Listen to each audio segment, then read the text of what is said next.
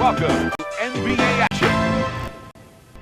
It's the NBA Finals, a matchup of the Beast of the East and the Best of the West, both striving for a single prize in the ultimate quest for basketball supremacy. Who will be standing in the end? Team for two! What the? Tipping off this week's show is action from the 1994 NBA Finals as we continue our journey along the road to glory.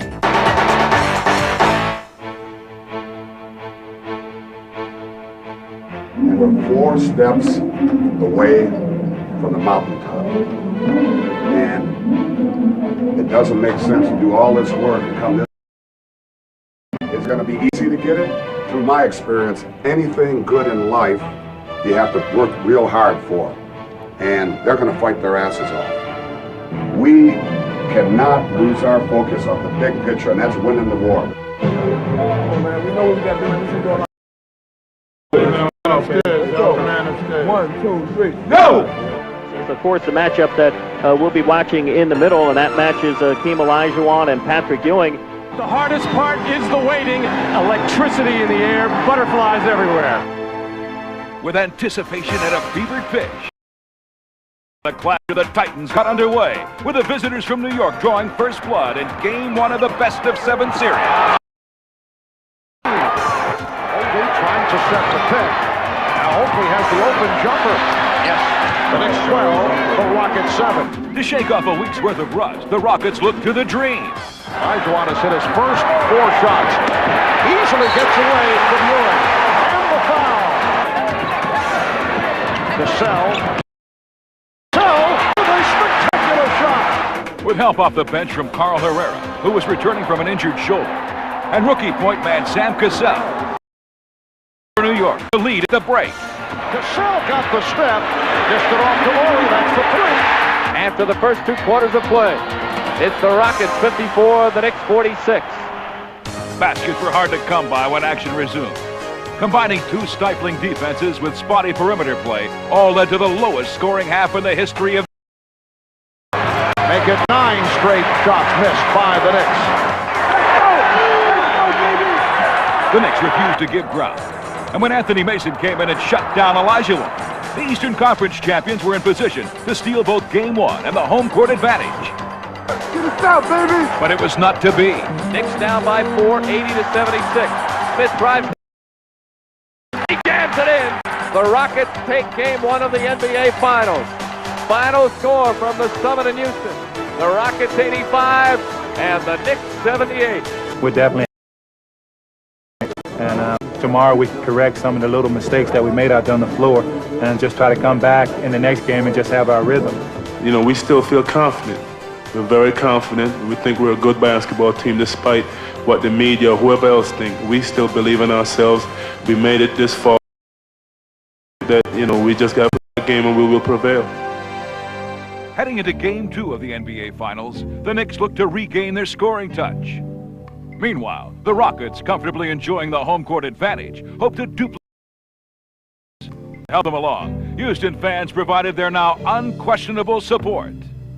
Go Rockets! This is Game 2 in Houston, Texas. Yes, yes, yes, we're gonna win. Go Rockets! Go Rockets! Let's go! We're gonna win it all! What a metamorphosis by this crowd. Normally very mute, but now boisterous, vivacious on the Rockets. One thing is plain and simple, and it sounds easy. Knicks just have to shoot the ball better. They had a lot of open shots. They've got to knock them down. Go! Go Patrick! Let's go, baby! Go Patrick! Go! Pressure defense and rebound. Let's go! Early on, New York hit the shots and led throughout most of the first half. To make matters worse for Houston, the Knicks also kept up their usually strong defense. Hopper with the steal. And Derek Hopper able to put it home. Come on! Come on, Hakeem! Come on, Rockets! Soon the Rocket shooters picked up the pace to keep it close. One-on-one move by Olajuwon. Laurie for 3. Yes! Maxwell for 3. Good finish to the first half. The Rockets and the Knicks at 42 apiece. In the second half, John Starks and Derek Harper turned it up for New York, heading for 19 and 18 points respectively. And the Knicks are up 47-44. Derek Harper has hit all three of his shots. Three-pointer for John Starks, and the Knicks are red hot. It leads to a Houston timeout. Despite their greatly improved shooting, the Knicks still had to fend off a late Houston rally. Come back. No, let's do this right now. Do this right now. Able to work its way around Ewing. Matt Fuller has tied the game at 76. Any hopes of a Houston victory were dashed by strong defense and continued clutch. 91-83 win. Ewing with an enormous play. Harper for three. Yes. And the Knicks make the move back to New York with the series tied at 1. We have probably woke, the Houston Rockets up. So, I mean, the playoffs really don't start and don't get interesting until, the home team loses a game. Now we got to go up there, and they have to hold serve on their core 3 games. Like I said, I think it's tough. It's going to be tough for anybody to beat us 3 times. I don't care where it's at, here or their place. So we're confident still. Coming up next, in Game 3 of the NBA Finals, and the New York Knicks point guard Derek Harper will be holding court. These opportunities don't come along all the time. They pass you by very quickly. Back to NBA action. We're back on the road to glory for Game 3 between the Houston Rockets and the New York Knicks. Tonight's Game 3 of the 1994 NBA Finals features the Houston Rockets and your New York Knicks. In the early going, the Rockets came out on fire, fueled by the explosive Vern Maxwell. Shot clock at 5. Maxwell, yes. And he wasn't driving to the hoop, he was pulling up for the J. Maxwell giving the Rockets an 11-2 lead, and the Knicks call for time. Patrick Ewing tried to slow down the Rockets' offensive surge with this crafty move. Ewing on the drive, went to the finger roll. Rockets now lead 11-4. But the Rockets Vern Maxwell and score. Maxwell explodes off the dribble. Robert Horry had 10 first-quarter points. And on these 2, he let everyone in the Garden know about it. Horry got the step. Robert Horry with the enthusiastic celebration following that basket. With the Rockets leading by as many as 16 in the first half, Pat Riley's Knicks looked to close the gap before intermission. Ewing. Oh my goodness, they threw the ball away right to Giant. Derek Harper. Turnover, careless inbounds play. Fourth, final seconds. Gets it down to the line. Oh, what a save by Maxwell. And then Ewing with the rejection. A spectacular ending to the first half. In the second half, Rudy Tomjanovich encouraged his team to keep shooting. And Hakeem Olajuwon did his best to help out. A minute gone by. Third quarter. Olajuwon. Nice move by Hakeem. And New York's Derek Harper continued to sizzle. Harper for 3. The Knicks turned up the heat and put the pressure on with their swarming defense. Now Cassell and Ellie in the backcourt. Olajuwon stripped. Starks with the lead for Bonner. Yes, and a count. The Knicks were rolling, holding Houston without a field goal. Until this move stopped the drought. Cassell in the backcourt. Olajuwon fourth. Horry up front. Wild shot by Cassell. It counts and the foul. He got the call on the continuation. Still, New York kept coming. Maxwell for 3. Oakley with the rebound. Starks chased by Maxwell. He loses the game's time at 77. But this night belonged to the rookie. Olajuwon. And the one-on-one coverage pops it out. Here's Cassell for 3. Sam Cassell coolly hits from downtown. The Rockets come away with a 93-89 victory, and they lead 2-1 in the best of 7. I make big baskets and take some pressure off of Dream. So there's different guys on our team just stepping up and giving the team help. Now a look at more of the sights and sounds of the 1994. Got to do the things that got us here, and it all starts with defense. Boys, first 5 minutes. Let's go. Come on, defense!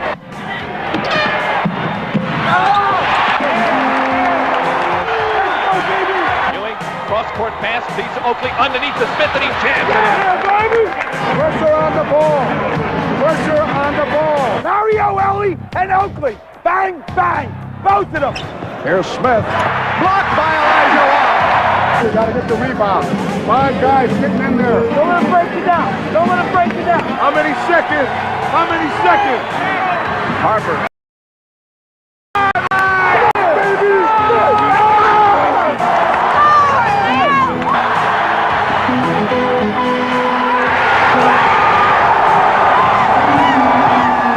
Come on, Blue. Here we go.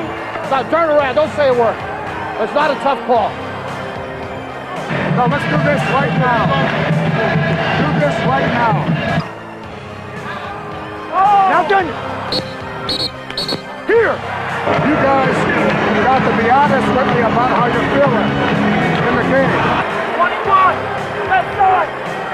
21 to fish now. I just wanted to clean it up, Charles. We're going to win it at this end, though. Win it at this end. Generational leader Derek Harper is holding court.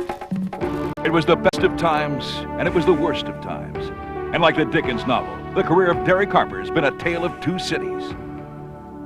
Derek's decade in Dallas wasn't all that bad as he made 6 trips to the playoffs. But when the losing began in the 90s, so did his frustration grow. And it finally erupted in a feud with new coach Quinn Buckner. Harper wanted out. I'd always said that I didn't want to be traded just to be traded, and I wanted a true opportunity to win. And when you look at some of the teams, I thought Chicago, I thought Phoenix, I wanted to go to a winning team, a winning situation. And when New York lost starting point guard Doc Rivers for the season last December, the Knicks went shopping for a veteran hand and granted Harper his long-awaited reprieve in January.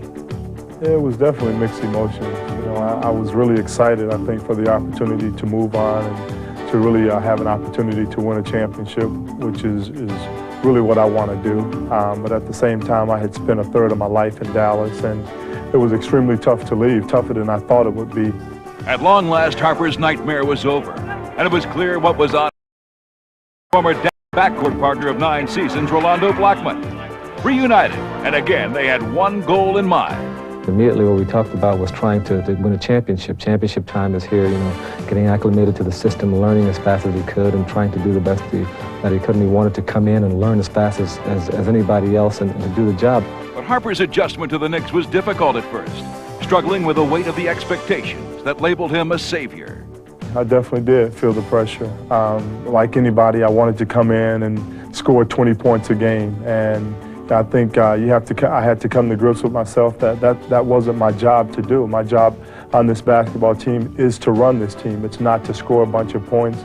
It's not to be the main focus out on the court. It's just to, I think, lead by example. I have stability and experience, and I think I can share that with some of the guys and basically just run the basketball team. Harper's bulldog tenacity fit well with the Knicks' defensive philosophy, and his presence became a steadying influence on New York's young guards, Greg Anthony and Hubert Davis. In terms of the game, he loves it. And, you know, at 32 years old, he's one of the first guys at the gym, the last to leave, and he shows an example, especially for myself and the younger guys, about working hard and being successful in this type of business. Harper for 3! Ironically, his childhood hero was Walt Frazier, whose shoes he now tries to fill. And his favorite movie, Trading Places, the rags-to-riches overnight success story that mirrors Harper's real-life season, he hopes ends with a title he so longs for. These opportunities don't come along all the time. They pass you by very quickly. Everybody on this team has paid dues, and they deserve an opportunity to win. It's time for us to have our opportunity to drink the champagne at the end. And I'm looking forward to doing all I can to help this team do it. Postseason success, we find out in our magic moments that he first had to learn from an embarrassing playoff blunder. Blackman's ball. Last 10 seconds. Ellis. They bring it down to the last shot. They don't want to give the Lakers a trip. Lakers don't want to foul. 2 seconds. Regulation has ended. Derek Harper didn't know how much time was left on the clock. We're headed for overtime in Dallas. I tell you what happened, Brett. Harper thought they were leading the game by 1 point because he was running out the clock. I bet he thought they were leading the game by a point instead of the game being tied because he ran the clock out and he thought right then that Dallas won the game. Well, first of all, I don't think people, after that particular play, I don't think people expected to hear from Derek Harper again. I think they expected me to jump off of, Sears Tower or something, or just go crazy, you know what I mean? But life isn't that way. I think the important thing is when you make a mistake is that you learn from it. Dallas has got the ball with 19 seconds left, down by a point. Harper with the ball against Cooper. Aguirre. Misses it. Ball is free on the floor. Harper for three. He got it! He got it with 3 seconds to go! Lakers will call time, down by 2, and Derek Harper has done it! Coming up, an inside look at the finals from a player's perspective. It's the hardest time of your life. And this year's top 10 buzzer beaters in our courtside countdown. Chris Mills, turnaround jumper! Yes! At the buzzer!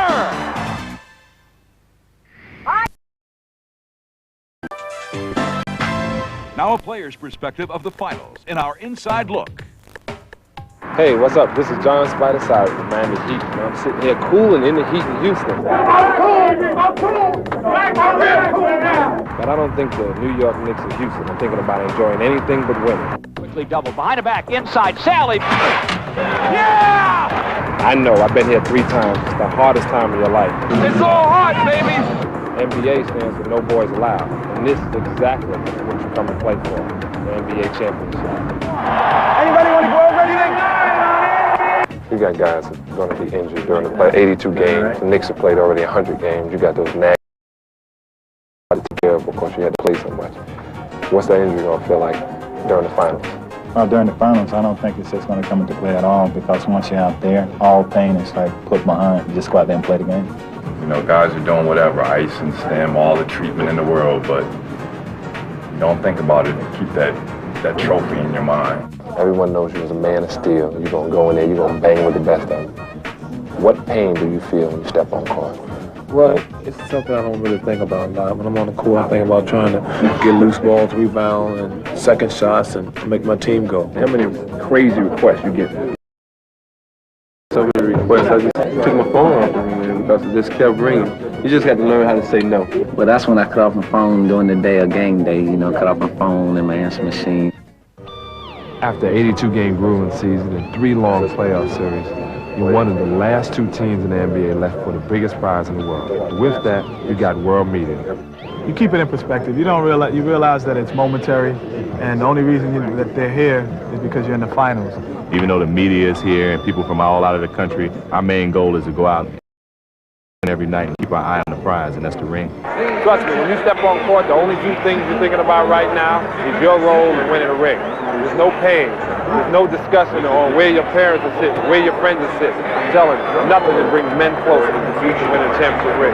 Nothing. Electricity in the air, butterflies everywhere. Don't go away, because coming up next, it's the top 10 buzzer beaters of the year in our courtside countdown. Myers. Yes! Oh, yeah, that's a free. Time for the top 10 buzzer beaters of the year. 4, 3, 2. In our courtside countdown. Hey, wasn't this a great way to start a new season? 3, 2, 1. He lets fly. Look out! Yes! Yes, Johnny Newman! Johnny Newman ties this game! At number 9, it's not a great idea to push Houston to the max, especially when Vernon's around. Vernon puts it up! And the Houston Rockets win it! The miracle season continues for Houston! They outscored the Spurs 7-0 down the stretch. What a comeback! Oh, it's a golden moment for the Warriors as Spree hits the 3. Spree with a 3-pointer's up and good! The Warriors have won the game! Spree will with a 3 out of the left baseline, and the Warriors dance off the floor in disbelief.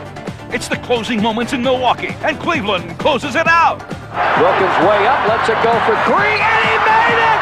Oh, Gerald has pulled this one out! What a bomb by Gerald Wilkins! Okay, moving on. There's a Will, there's a Dave. Heaves it up. Oh! You gotta love it! A home run! Bada bing! A three-pointer at the buzzer. Wow! We're in Houston, and once again, Mad Max comes to the rescue. The three in the air. Oh my gosh! Oh my goodness! He's tied it. We're going to go to overtime. An impossible, implausible, play by Vernon Maxwell. It's bombs away for Blaylock as Atlanta's point guard responds to the playoff pressure. Mookie Blaylock has done it all in the first half. Minnesota needs a miracle, and guess who's riding in for the rescue? No good. Ryder made it. It worked. 1.5 seconds to go. Timeout, Miami. Unbelievable. At number 2, how's this for a phenomenal finish in Philly? Into Barrows. Gets the shot away. Oh! Barrows on the move to his right, and he stuck it. And for the number 1 play of the week, Kukoc knocks out the Knick. Kukoc for the win. It's